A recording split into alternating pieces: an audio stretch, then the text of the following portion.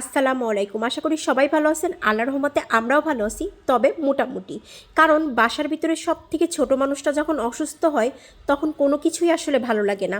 Specially যে বাচ্চা সারাদিন ছোটাছুটি করে, সারা ঘর মাথায় রাখে, সেই বাচ্চাটা অসুস্থ হলে কোনো কিচ্ছু ভালো লাগে না। হুট করে নাফিসার সকাল থেকে প্রচুর পরিমাণের জ্বর, আর একদম হুট করে ঠান্ডাটাও লাগছে। এখন আমারও মনটা অনেক বেশি খারাপ, আমারও তো ঠান্ডা জ্বর আজ বেশ কয়েকদিন ধরেই সারতেছে না, এবং আমি তো হসপিটালেও অ্যাডমিট ছিলাম, আপনারা খেয়ালও করছেন। তো নাফিসাকে বললাম যে তোমার আর আজকে গোসল করতে হবে না, তোমাকে সুন্দর করে আমি গাটা মুছে হাত মুখ ধোয়ায় ফ্রেশ করছি।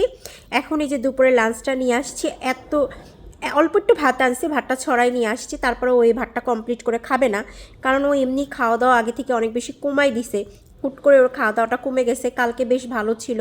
বিসমিল্লা, সন্ধ্যার টাইমে নিয়ে গেছিলাম বাহিরে, ঘুরাই নিয়ে আসলাম, হঠাৎই দেখি বাসা আসার পরে মেয়েটার অনেক বেশি জ্বর, অসুস্থ।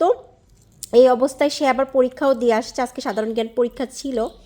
সো এখন দেখতেছি যে দুপুরটা হয়েছে আর বেশি একটা লেগে গেছে, বেশ একটু ঠান্ডা ঠান্ডা লেগে গেছে, আবার জ্বরটাও বেশ পরিমাণের। একটু আগে জ্বর মাপলাম, 102 ডিগ্রি জ্বর।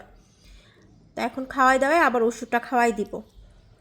দেখা যাক, আল্লাহ সুস্থতা দান করুক, আমিন। আপনারা সবাই নাফিসার জন্য দোয়া করবেন যাতে নাফিসা তাড়াতাড়ি সুস্থ হয়ে যায়। ঘরের ভিতরে বাচ্চা অসুস্থ থাকলে একদমই ভালো লাগে না।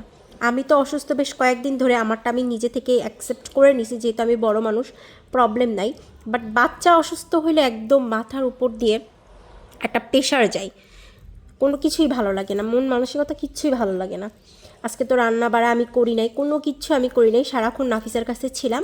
রান্না বাড়া সমস্ত সব কিছু আম্মুই করছে। আম্মুই যে জানে ওর জ্বর হয়েছে, খুব কড়া করে একটা মাছ ভাজা করে দিছে, এখন একটু একটু করে খাওয়াচ্ছে। আমি জানি ও আর 2 থেকে 3 গাল খাওয়ার পরে খাবে না, বাট খাওয়ার পরে ওষুধটা খাওয়াই দেবো। সবাই নাফিসার জন্য বেশি বেশি করে দোয়া করবেন।